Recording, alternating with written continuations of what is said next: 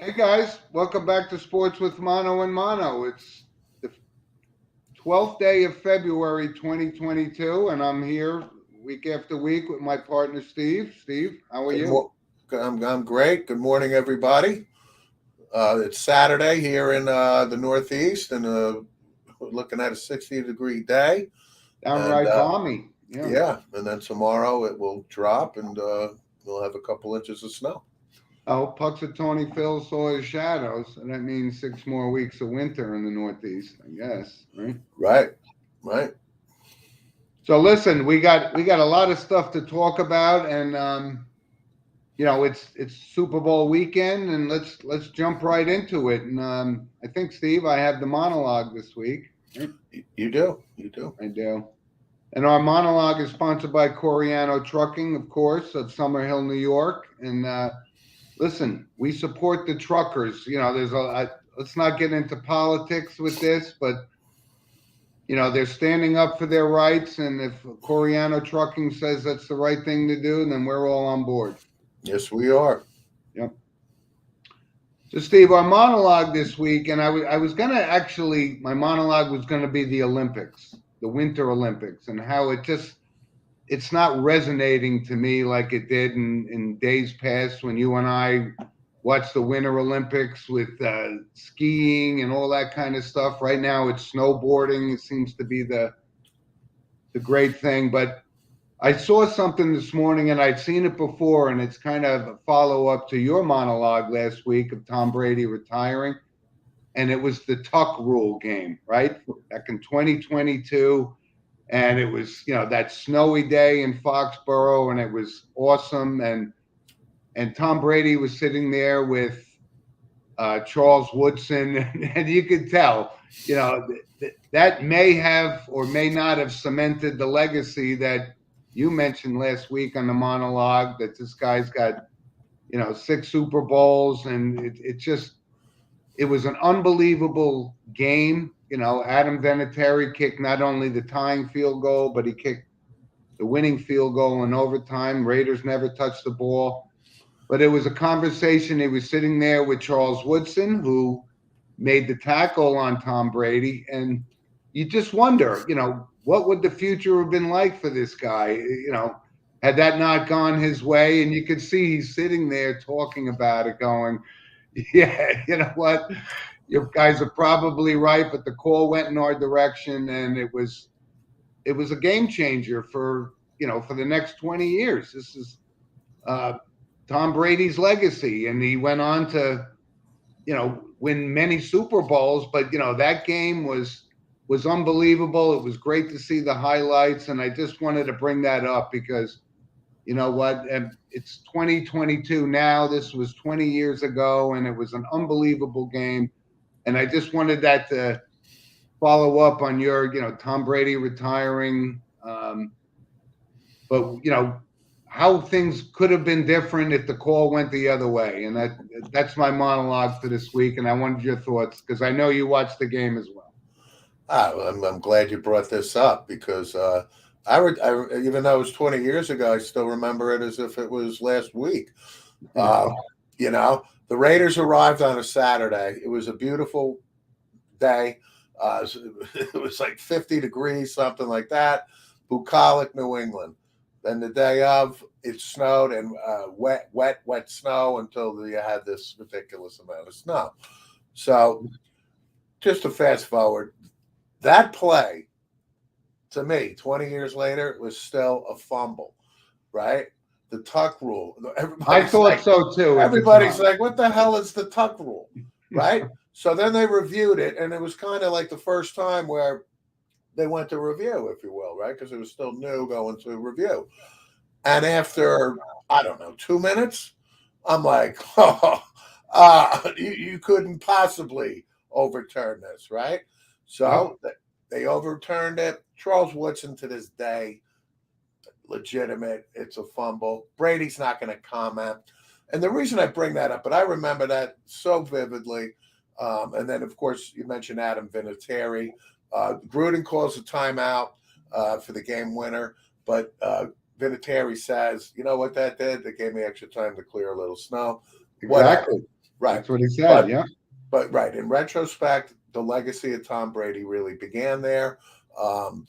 The thing about the tuck rule is they abolished it in 2013. All They right. So did. that Yeah. rule, right, gives credence to Charles Woodson and to my eyes because, I try to be as fair and objective, and I got a couple really dear Raider fans. And first thing I say, and I'm telling you in the audience when I think of the tuck, the tuck, fumble, no question. I thought exactly the same thing, that there was no way that they were going to call that an incomplete pass, and they did. And that's 20 years ago, and now we're 20 years later, and we got the Super Bowl. We got a lot to talk about, but it was great footage, by the way. ESPN did it was a 30 for 30, I think.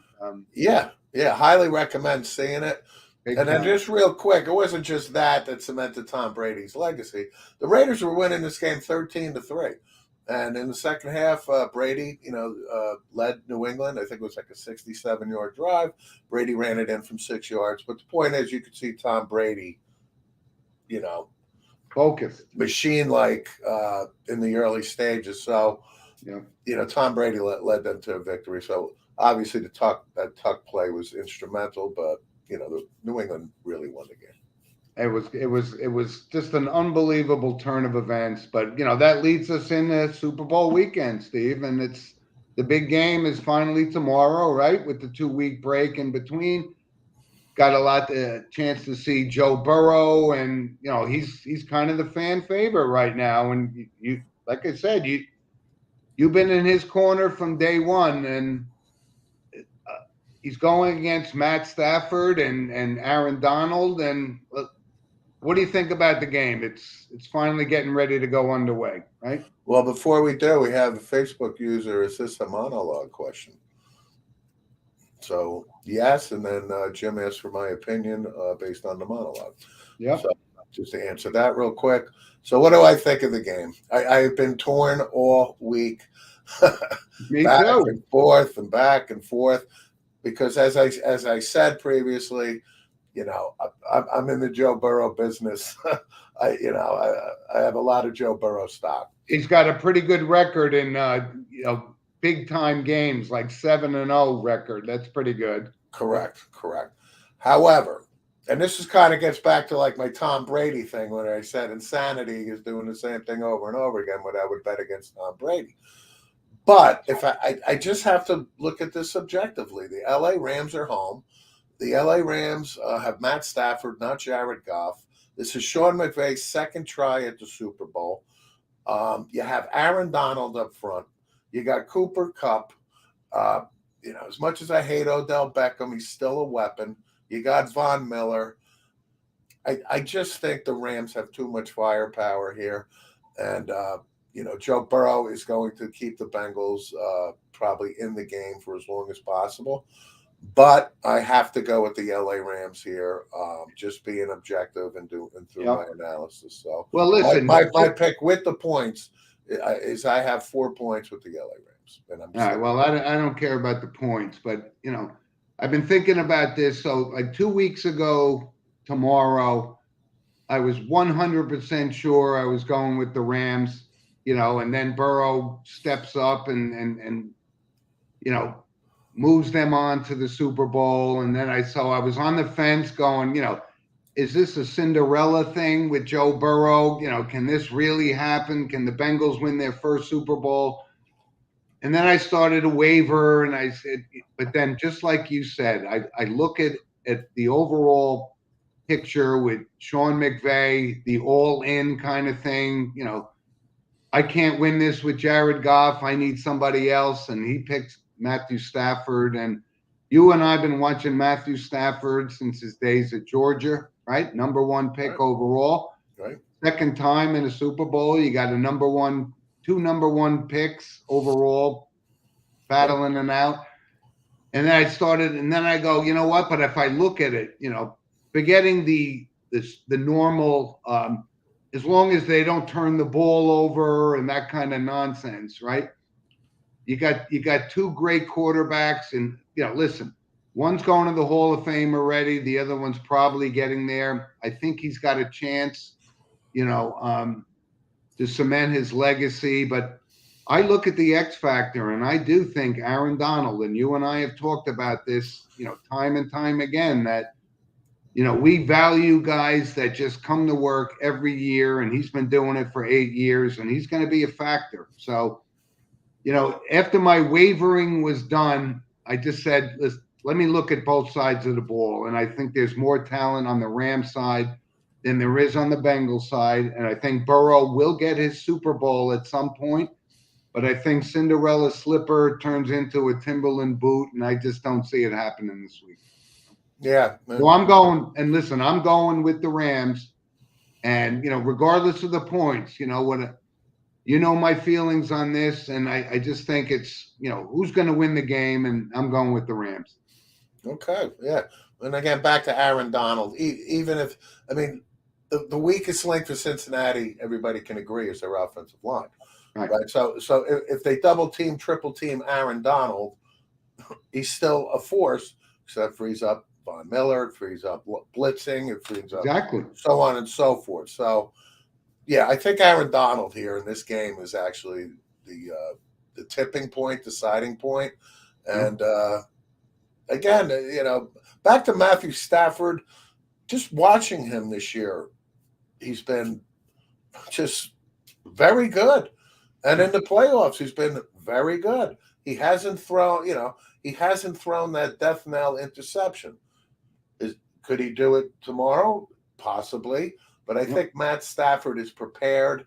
I think Matt Stafford is going to have a really good Super Bowl. And there's so many factors. I think the Rams win.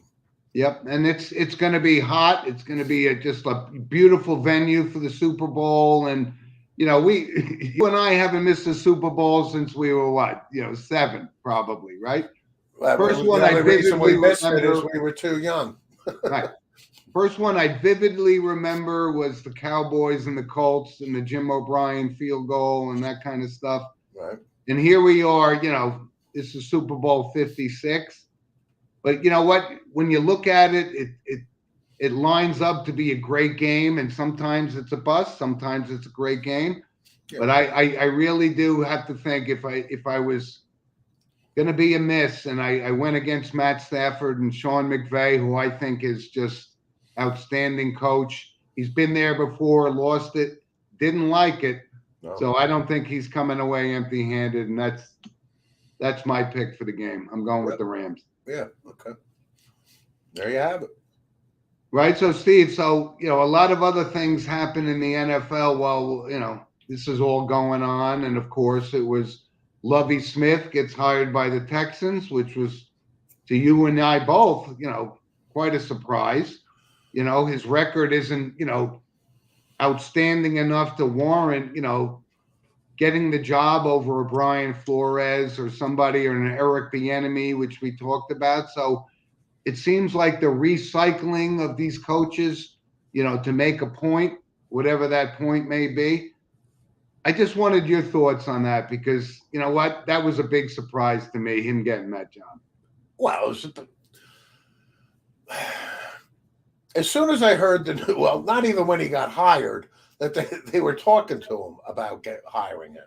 So right then and there, I knew the 32 NFL owners, were on a Zoom call and going, oh, boy, nobody hiring this Brian Flores. I can tell you that right now, boys. Anybody hiring him, man, blah, blah, blah. I knew right at that point Brian Flores, who was the best candidate for that job. So right then and there, I know Brian Flores is now officially blackballed. There's no question. Lovie Smith just came back, or was the defensive coordinator. It was at Illinois. I don't know if you came with me that one day, Rutgers, Illinois, down there. I don't know. I did. Lovie Smith was the head coach. Yep. Lovie Smith did an awful job at Illinois. And listen, Lovie Smith is a football guy, defensive coordinator. I get it.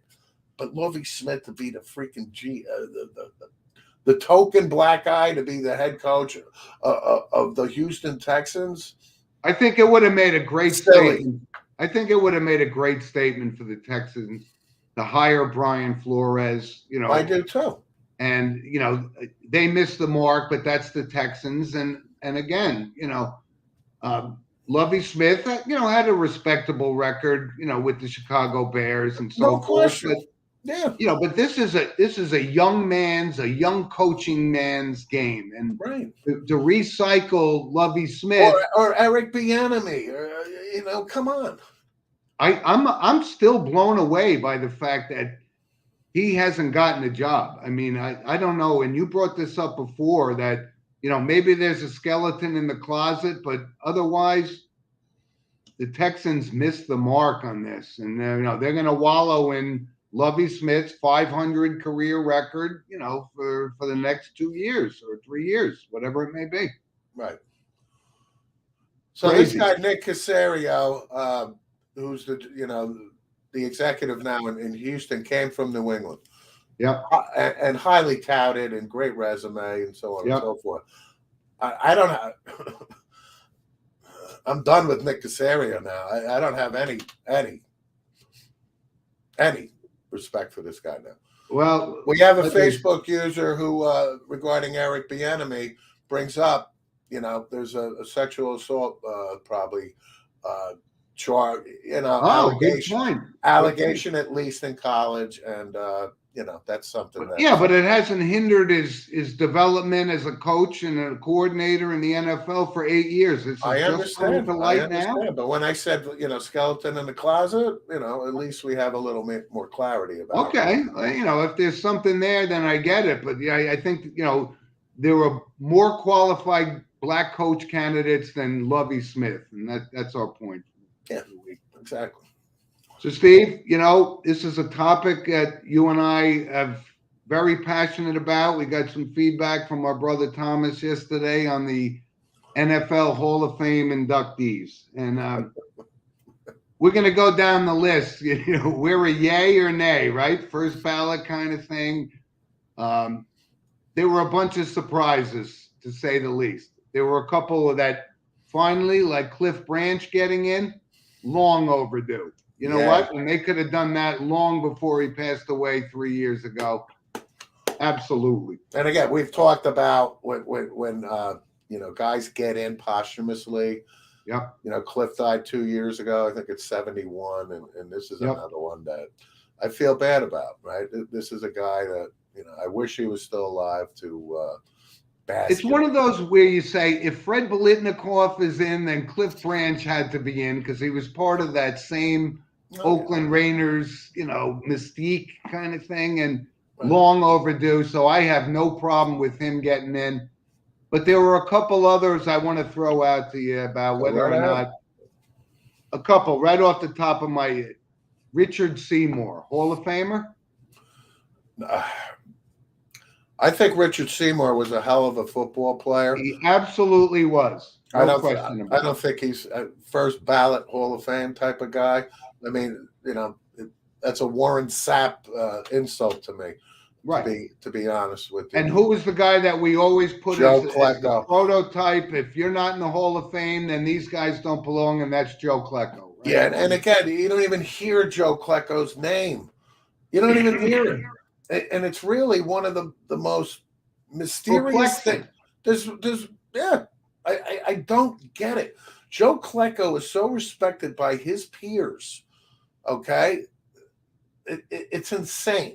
And this is not diminishing Richard Seymour's accomplishments on the field. Not at all. No. And he wasn't a first ballot Hall of Famer. He's been on the ballot for years. I understand that, but Richard Seymour to me is a Hall of Famer. But if Cliff Branch has to wait 20 freaking years, Richard Seymour should have to wait at least 21. And this kind of gets into the discussions you and I have, off the show about, if he's in, this guy belongs. So you look at a guy like Fred Dreyer he's not in the Hall of Fame. If Richard Seymour's in the Hall of Fame, doesn't Fred Dreyer belong in the Hall of Fame? I don't think Richard Seymour had a series called Hunter. Right.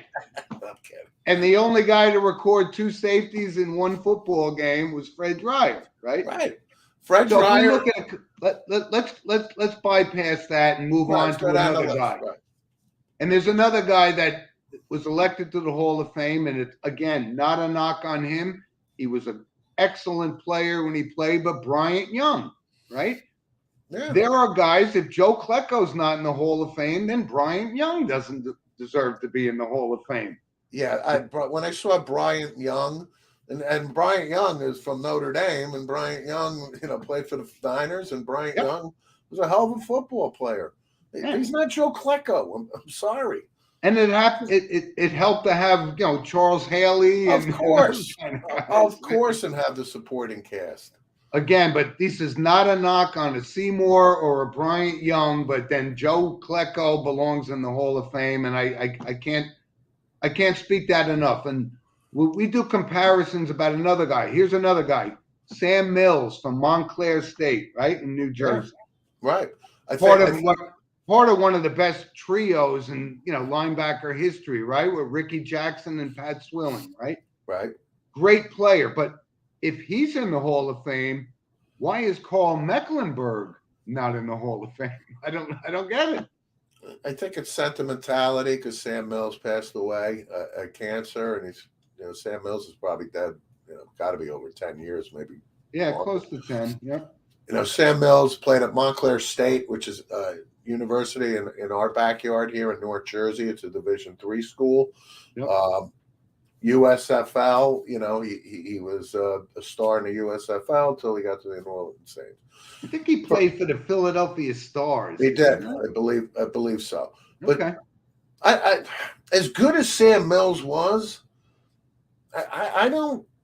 Again, my standards could be too high. I don't. Well, here's where I think to me misses by that much, but that's just me. But here's a comparison that maybe some Giant fans wouldn't like. If Harry Carson's in the Hall of Fame, then maybe Sam Mills belongs in the Hall of Fame because Harry Carson had one of the greatest players ever, right? That freed him up.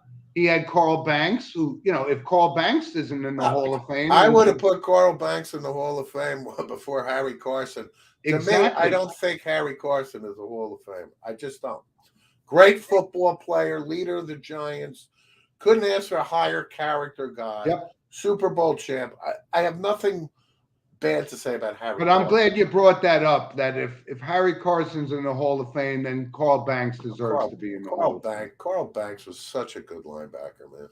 But there were a couple other guys on that list. Obviously Dick Vermeil is going to the Hall of Fame, and that's going to be break out the tissue. I've already. I actually did one rehearsal yesterday of Dick Vermeil. Dick Vermeil's speech. It's going to be the longest speech in the history of the whole he'll need 2 buckets to catch the salty discharge. Totally. But there were a couple other guys that I wanted to bring up. Tony Baselli, who we knew, had the potential to be just legendary Munoz kind of guy, and he only played 5 years, so he didn't have a long career. He got in the Hall of Fame.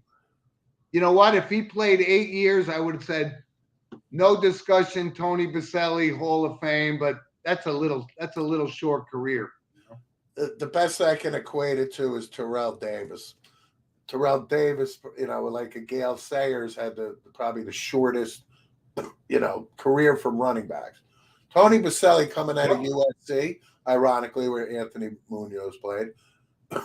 Tony Baselli was Anthony Munoz. He could have been a Bill Fralick type, that kind of guy. Right. So, yeah, I mean, that's debatable because of the 5 years that he played. But Tony Baselli, again, his peers would say Tony Baselli was just an absolute beast. And it took him 16 years. So, yeah.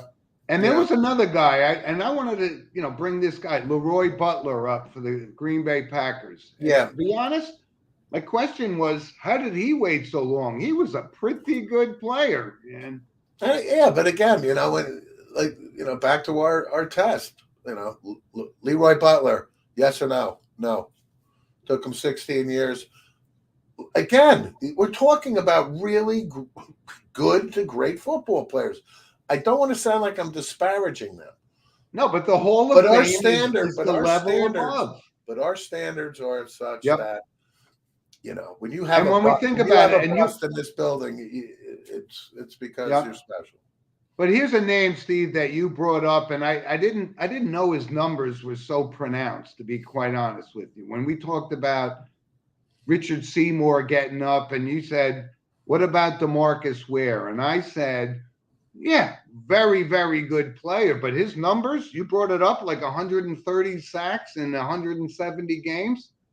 I didn't see that, but that means he's not going to wait 16 years to get in." But that was a good point you brought up. Yeah, Demarcus Ware. This is his first year eligible. I really thought this was a slam dunk that Demarcus Ware would be a first ballot Hall of Famer. Yep. He's got to be in next year. Demarcus Ware was again, this guy was first team all, like, not Pro Bowl. We don't do Pro Bowl stuff. We reference the All Pro team, which is first team of the whole NFL.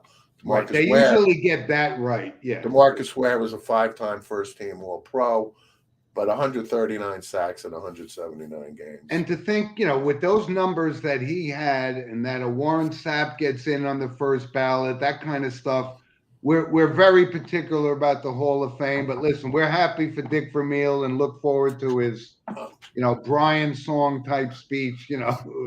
Buckets going down. Right. But for the most part, I think this year's class, I would say more deserve it than don't. Yeah. But anyway, so the Hall of Fame, it is what it is, and it's going to be that way. Steve, let's move on off the NFL, and listen, everybody enjoy the Super Bowl, enjoy your chicken wings and your mac and cheese, which I make annually for Super Bowl. How about this blockbuster trade? Let's move on to the NBA. And I use that term blockbuster in quotes. Yeah. Right? It's something we talked about on the show for over a year, right? The Ben Simmons situation in Philadelphia. And then James Harden demands a trade from the Rockets to the Nets because he knew he was going to win an NBA championship playing with Kevin Durant, Kyrie Irving. It didn't work out. Steve Nash, up until the day they pulled the trigger, says it's not happening. This is one of the big three. We can't let him go. And off he goes to Philadelphia. What were your thoughts on that trade? I laughed and I laughed, and I'm still laughing. Not even sure which way to laugh. Who got robbed? I'm laughing at the Philadelphia. The Nets. Well, I'm laughing at the Philadelphia 76ers here all day long. James Harden, to me, he's not the player he once was. I don't even know where to begin. But the first thing I fast forward to is the Philadelphia 76ers have to pay him $50 million. But like you pointed out before, they're all making $50 million. I understand, but I think he's going to be the first 50. Okay. James Harden, you can have him. He's a malcontent as far as I'm concerned. Ben Simmons, I said, and I talked about this. Potential. Yeah, but I said Daryl Morey was going to wait. Right? So Daryl Morey used to be, with the Rockets, so Harden and him have a history. Yep. But they can have him. Well, that's not going to push the Sixers to win. Not at all. You want James Harden? Here you go. You want to pay him $50 million? Here you go. I will take Ben Simmons back and I will go to work with him. We're going to practice our free throws. Outside of that, Ben Simmons is not a bad basketball player. He's a very good defensive player. Right. Sure. You want to give me Seth Curry, who can shoot 43% from 3-point? I'll take him. You want to give me Andre Drummond, who's been in the league for 15 plus years at 7 feet something? Yep. I'll take him. You want to give me 2 first-round draft picks? That's unbelievable. Yeah. And you want James Harden? I'll do that deal 10 out of 10 times. But Sean Marks, the GM of the Nets, got Harden, right, and sacrificed all this, but he has now recouped that, and I think the Nets are better off getting rid of it. And this is all within within 12 months, right? That was the missing piece for the Nets to win it, right? They've gone on subsequently. Now they're on a 10-game losing streak. And now they figured out it's not going to work. He wasn't happy with not being in the limelight. And listen, I've told you this before. James Harden is a Hall of Fame player, but those days are gone. And, he seems to be getting injured more. And listen, it's a trade that I actually was listening to some Brooklyn Nets fans that said they love this. All of a sudden, Ben Simmons is a guy that they can't win it without, and it was crazy. But they throw it in as Seth Curry as a throw-in kind of thing, and he could be the X factor in this. Hey, listen, Seth Curry. We just had a user make a comment. Thank you for it. Seth Curry's great. Seth Curry is he's not his brother. That's the point. Right, you got a brother that is the best of all time shooting the rock in the hole, right? But Seth Curry, as I said, he shoots 43. I think it's 43.6% from 3-point land. Seth Curry's been in the league now for over 10 years. He moved around early on. It's generic, right? And now he's built a name for himself, and I could see Seth Curry staying in Brooklyn and being a part with Kevin Durant and so on and so forth for a few years. So the Brooklyn Nets seem to think that this trade was the right thing. And listen, my preseason picks was the Lakers, which obviously I got to eat crow on that. Yeah, but I still think the Nets have a solid chance to win if Durant comes back and they lift the mandates and Irving can play all 7 games of a series, then they got a shot at it. But you know what? It was just funny to see that the Nets said we can't trade a guy like James Harden, and they did. Because he became a malcontent. Exactly. Okay. So what do you think Kevin Durant thinks of him? So with this silly All-Star game, Kevin Durant's a captain, and ironically, ironically, the day after, right? I think there were 2 players left, right? And he snubbed them because he doesn't like him. You don't want to be here, bye-bye. So when we look at the NBA, and again we're coming up on the All-Star game, which marks the midway point of the season. You look at the teams, right? Does that make Philadelphia a contender? Can they beat the Milwaukee Bucks? I don't think so. Nope. Does that mean the Nets, can they still, with Ben Simmons as the missing piece, beat the Milwaukee Bucks? I don't know. No. One of our listeners, Mike Garvey, said from the beginning of the season, look out for the Miami Heat. And they're atop the Eastern Conference right now, right? Yeah, and I'm in agreement with Mike. The Miami Heat, if they stay healthy, Jimmy Butler and company, sure. He's really turned it around. He's really impressed me since, from the past couple of years. Yeah, I'll take Miami. I think it's Miami and Milwaukee, for the Eastern Conference. If it works out that way, I don't know. Yeah. Maybe they play in the semifinals of the East. Who knows? But I still like Milwaukee probably to get out of the East here. But something, Steve, I wanted to bring up before we move off the NBA is I got to tip my hat to Brian Windhorst from ESPN, who he went out on a limb with this thing, and he was in contrast to his Adrian Wojnarowski, who we know he's an NBA insider for sure. And they couldn't have been farther apart that it's happening or not happening. And Windhorst went on a limb. And I tip my hat to him. These two, right? These guys they're Adam Schefter's of the NBA, equivalent of the NBA, yep. And they're both. To me, I'm huge fans of both of them. Yeah. Adrian used to write for the Bergen Record, which is our North Jersey paper, and he's gone on to become an NBA prominent go-to guy. And Brian Windhorst, I highly respect both those guys. So it was interesting that they both had different takes on it, but Windhorst. I mean, you're putting your reputation on the line with this, and he came out looking really sweet, and I got to give my kudos to him. Hey, again, nobody's going to get every story right. Yep. So, Steve, let's move on to the NHL, and there were a couple of things I wanted to bring up. I'm not sure you're as big a fan of Sidney Crosby as I am, but I am. A lot of people don't like him because he's kind of a whiner, complainer. But he's sitting at 499 goals, which is a milestone in hockey. And what a career he's had. Listen, all he does is win wherever he goes. True. And I wanted to shout out that he'll get 500 maybe over the weekend, maybe next week, but cements his legacy as one of the great players of our generation, right? Yeah, I mean, obviously, I'm a Sidney Crosby fan from the talent perspective, right? Sid, the kid, when he came out, we were salivating that the Rangers, had a pipe dream of maybe getting him or trading up to get him because it was like Lindros at the time, right? But you knew he was, the next coming of.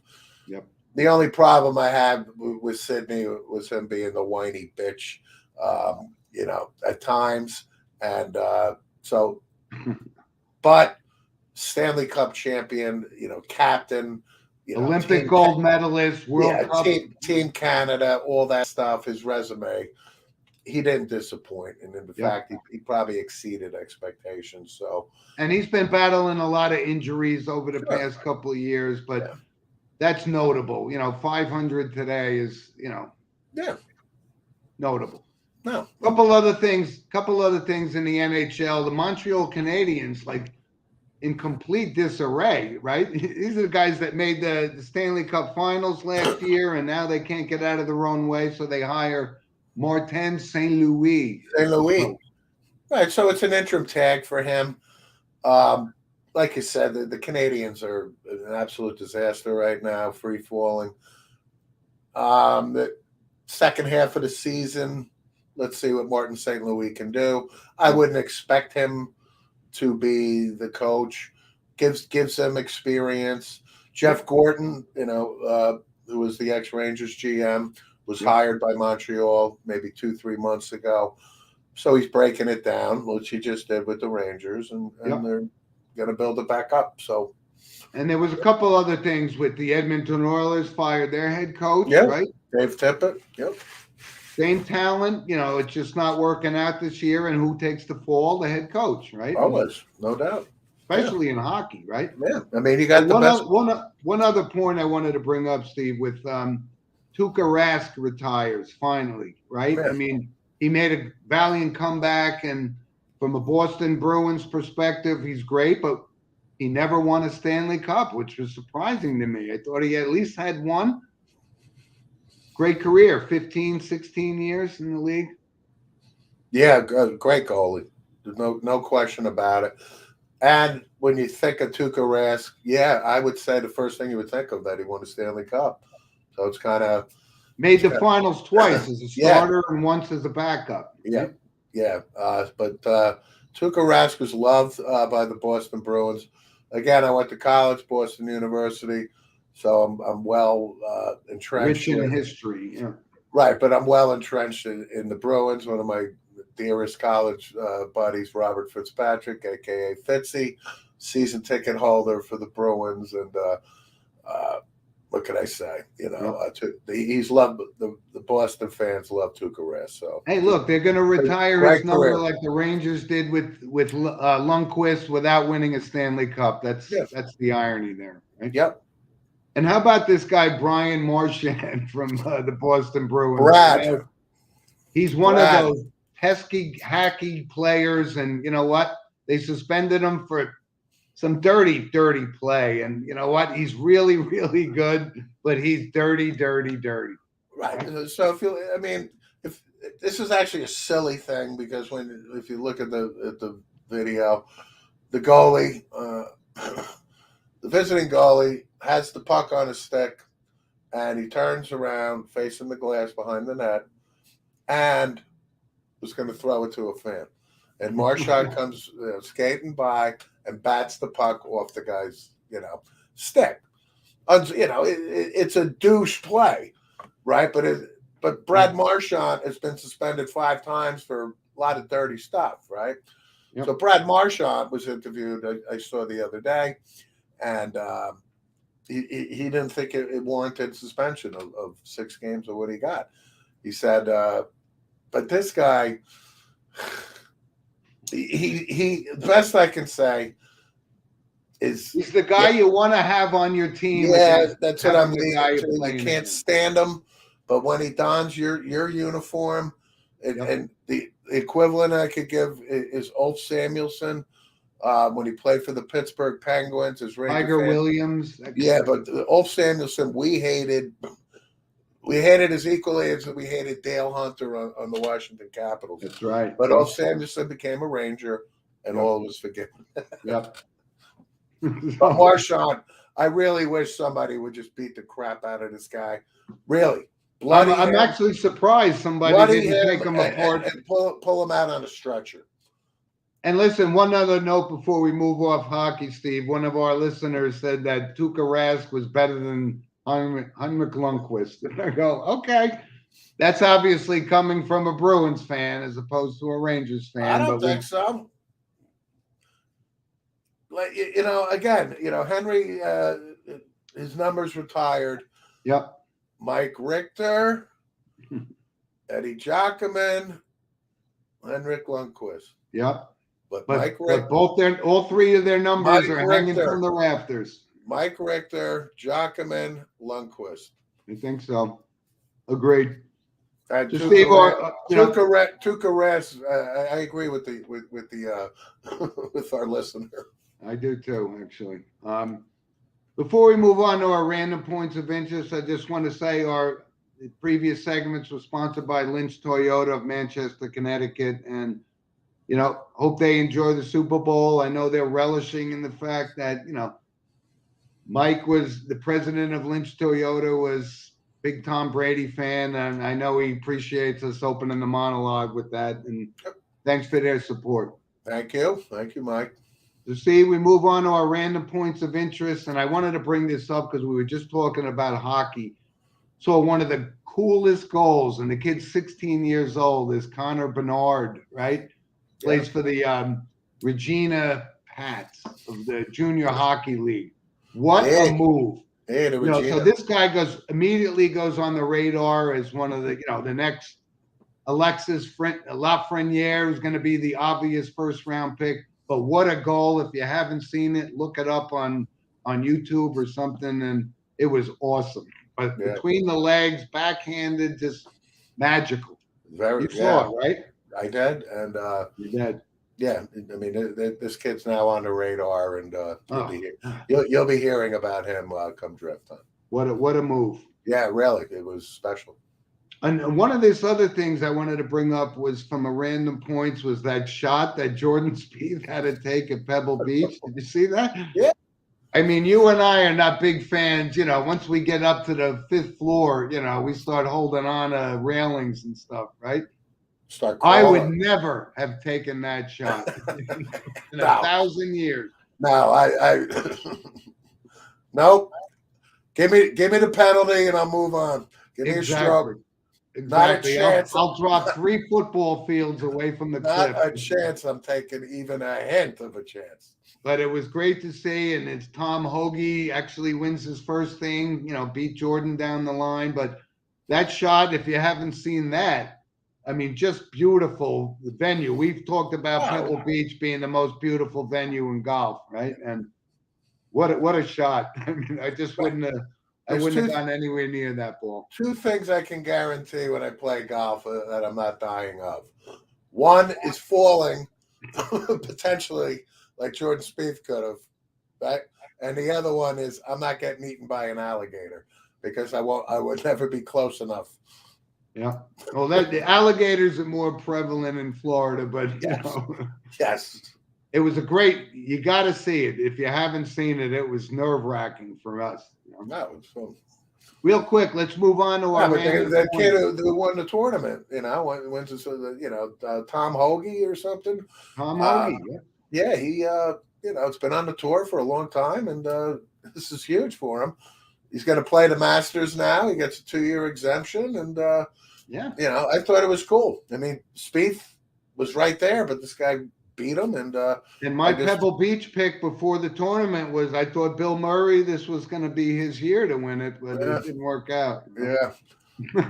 Nah, but congratulations to Tom for winning it. And something you brought up, you and I have been, not apart on this. We both agree that Trevor Bauer is, has no place in Major League Baseball, but he escaped legal problems with this. Do you think he comes back to the Dodgers? I hope he never pitches in Major Leagues again. Right. I mean, obviously, this is a very sensitive subject. Okay. Big time. So when he got accused, everybody was taken aback by this. But to be fair to Trevor Bauer, I read an awful lot about the depositions and what went on there and so on and so forth. And, he didn't deny a lot of it, though, but he said it was consensual. Of course he's going to say that. And it was. That's why they're not prosecuting. So he escapes that, which is probably the biggest thing, I would think, of not spending the rest of your life in jail, no matter how much money you're making.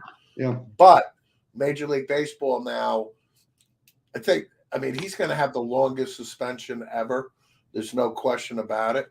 The Dodgers owe him literally $47 million for this year. They paid every nickel to him last year.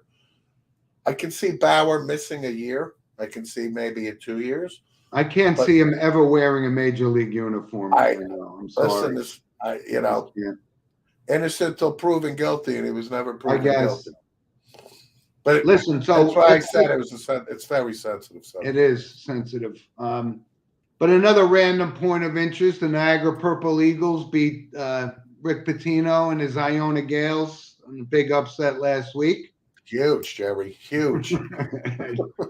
Shameless plug for the Purple Eagles, but that had to be brought up. You got to be proud of your alma mater, right? Yeah.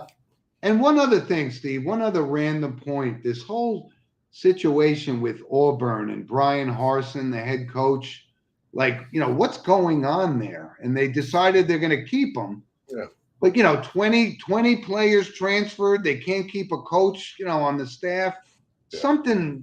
There's got to be something there. They started out great last year and then lost their last 6 games and had a horrible season. But, what is going on with Auburn football? Not only the players, the assistant coaches were lined up to walk out the door. Right. So Brian Harsin came to Auburn from Boise State. He took over for Chris Peterson, who went to Washington. Yep. Right, Peterson put Boise State on the map, but Harsin, did a really good job there. Apparently, he's not a people person. Okay.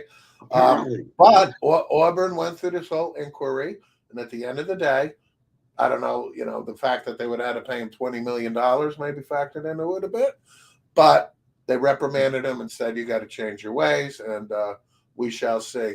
To be fair, the Auburn captain, who I think just graduated or is done, he said, Harsin's getting,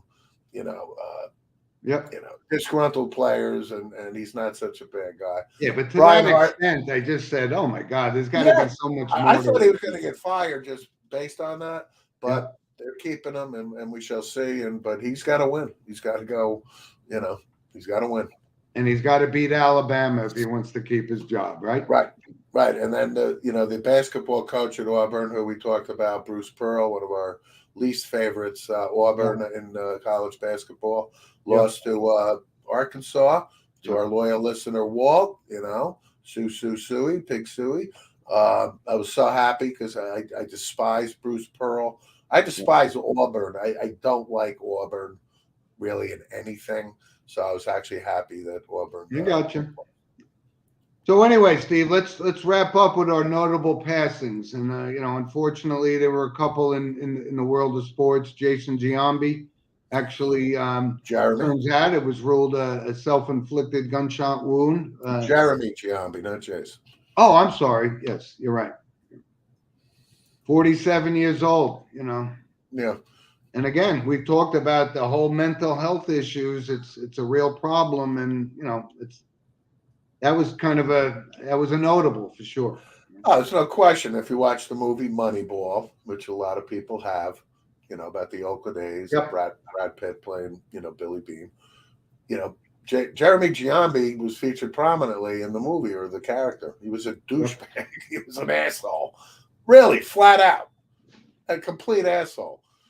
And he'll always be, tied to the Derek Jeter, on the flip play at the Oakland Coliseum. Yep. And, he didn't slide the home plate. And thank you for that and your legacy.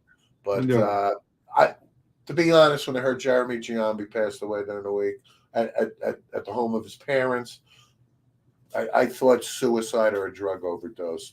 Absolutely number one cause. And it is. So, and I don't another major leaguer who passed away. We neglected to bring it up last week, but you mentioned it to me during the week. Jim Corsi, right? Yeah, had a good career in major leagues. He passed away from cancer. Right. So Jim Corsi, I was talking to my dear friend Kevin Wilson, who went to St. Leo College down in Florida, which is outside of Tampa, and actually it was considered a baseball school. George Steinbrenner was on the board of the Cologne, blah, blah, blah. And Ricky Rex. Our buddy Ricky Rex played there. Jim Corsi and Bob Tewksbury, former major league pitcher for the Yankees and the Cardinals. But Corsi, Kevin told me about Corsi. I didn't see him passing. And I felt compelled that we mentioned Jim Corsi, who had a very serviceable Major League Baseball career. He did. And another major leaguer, Gerald Williams, kind of young, 55, succumbed to cancer as well, right? Yeah. He was a great guy, Gerald Williams. Derek Jeter, one of his best friends with Jorge Posada. Yep. Buck Showalter actually was Williams' minor league manager. Yeah. And in his early career with the Yankees. But Gerald Williams was a well-liked, well-respected. He was part of the Yankee championship team. And actually, I don't know that he ever won a World Series. No, he did. All right, we got to check that out because can you check that real quick? I thought he got traded just before they won their World Series. But nope, I guarantee you he's on. He was a good player. Actually, ended up retiring with the Mets. But 55, that's awfully young. He was traded the year they won in '96. Yeah. Okay, but was he part of what? He came back. I don't think he has a ring. He came back 2001, right after 2000. Yeah, okay. He missed it. It was like right in the middle. He was in the middle. All right, so I stand corrected. Okay. I mean, he may have gotten a ring for being on the team in '96. If he was on the team in '96, he got a ring. Yeah. But anyway, there was one other notable passing, Steve, and this is, our sister will certainly appreciate Billy Reed. He was a prominent sports writer, kind of a Kentucky-focused guy, but had good relationship with Muhammad Ali and so forth. He was a horse racing guy, and he was 78 years old. Controversial at times. Right. Wrote for the Courier Journal in Lexington, Kentucky, but well respected across the media from a sports writer perspective. And he passed away at 78. And my sister, I bet, probably met him. I'm sure. Good guy, though. Yeah. One last thing before we wrap up, Steve. I wanted to bring up. Kind of do a little weekly column I've just started to get back, and it's our old sports show, JPM Sports Entertainment, right? It's spelled as it sounds. And we just I just started to put up something on there a week after week, a little topic. And, a lot of it relates back to our show and the topics that we cover. And I just wanted to bring that up.